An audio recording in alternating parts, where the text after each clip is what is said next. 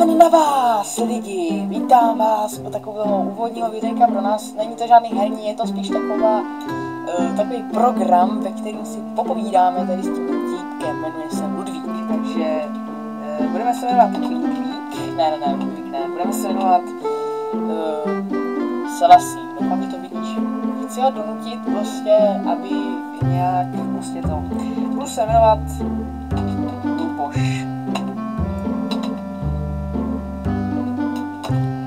Aspoň si prozkouším svoji lekci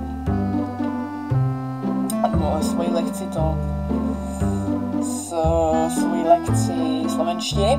Norman, jméno moje, těší mo. Ty jsi Norman.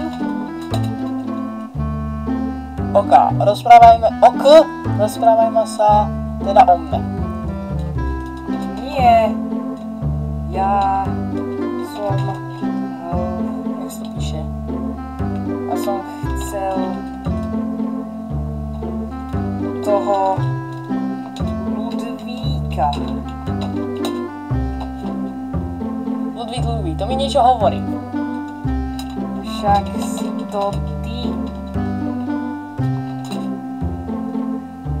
Luboš, já se vlastně volám Norman. Prosím, oslovuj ma takto. Ludvíku, preč? No schválně, zkus porozmýšľať. Som si istý, že na to prídeš.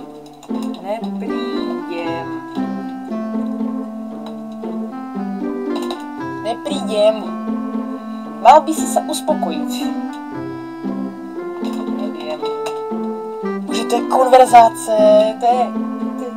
To je ta nejlepší konverzace.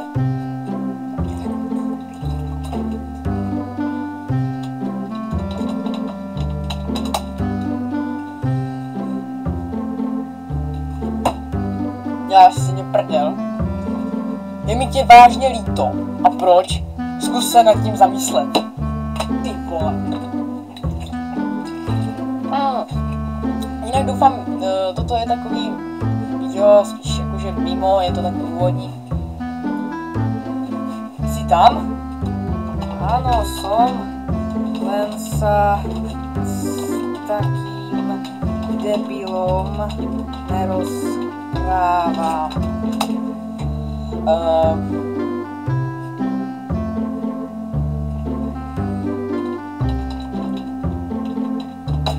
Necháš mě to doříct. What the fuck? Prostě chci to naučit natočit jakože, natočit jako úvodní video a budu dělat takový herní pořady i pro hráče her a to bude takový, málo jich tam bude, jinak to budou ty normální videa a ještě skýtí.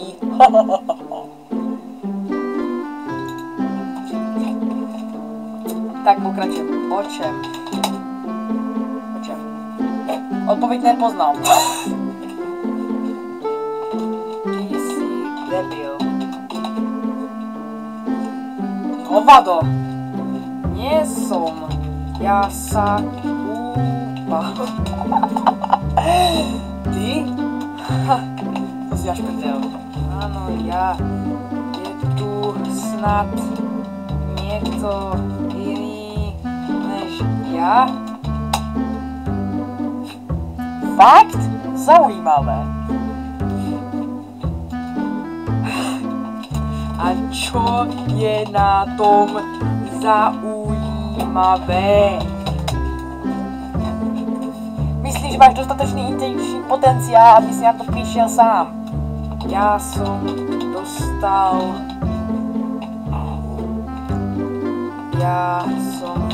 dostal pečku z fyziky. Nechte toho tady. Pardon, přizvědajou. Prečo stále ty? Stále rozpráváš o sebe. Však já sa snažím bavit o tobě. Nevím, jak se řekne tobě. Slovenské je to stejný, nevím. Samozřejmě, tak to je ten důvod.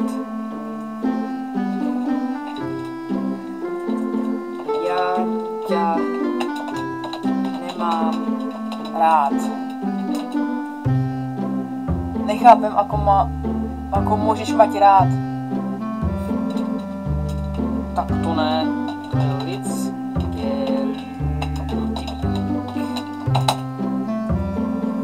Ludvík je jméno programu, ktorého som súčasťou.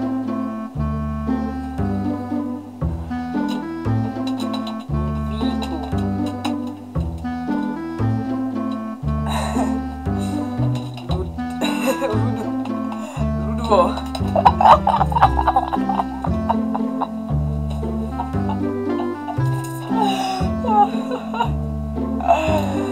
Ludvo. Ne, to na to nemám, kámo.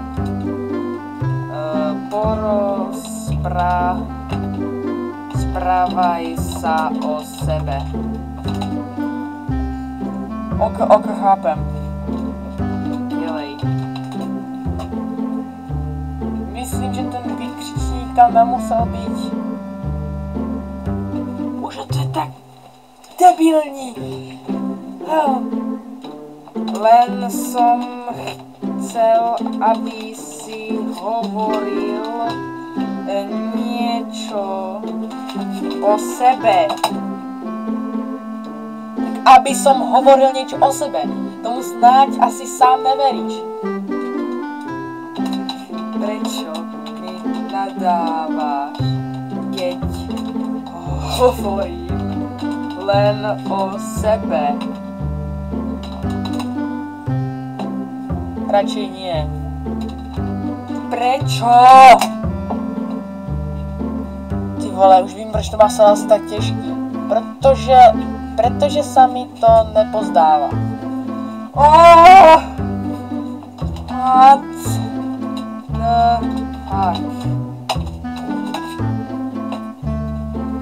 Čo je toto za divnú otázku?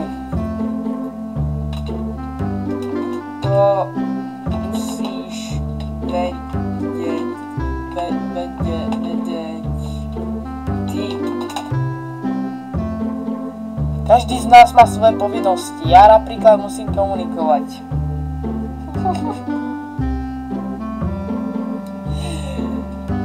A čo sa stane, keď nebudeš komunikovať? Je mi ľúto. Čeho je ti ľúto? Čeho je ti ľúto? Nehovorme o tom, Ježiši Kriste, to je tak blbej. Ty si ale blbý program, vieš? To nie je pravda, jediný blbý v okolí si tu ty. A ešte jedna taková nadávka a ja sa fakt naštvem. On sa Pardon, pane, pardon. Tak sa naštvi. Nepreháňaš to trochu s tými vykričními? Asi áno. Teraz sa treba dokladne zamyslieť nad dôsledkami tejto skutočnosti. O čom to zase hovoríš? Že môj. Budem radšej tak nemlčať. Ty máš ale komunikovať. Prečo práve ja? Ty si to písal. Už to chápem. Ježiši, to je tak debilní program. Jo, já už na to nemám uši. Poslední věta. Ludvíku, prečo si taký, aký si? Prečo zo seba robíš kokota? A prečo si tak drzí?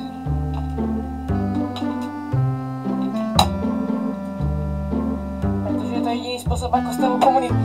Ježiši Kriste. Ne, na to nemám. Doufám, že jste si video užili a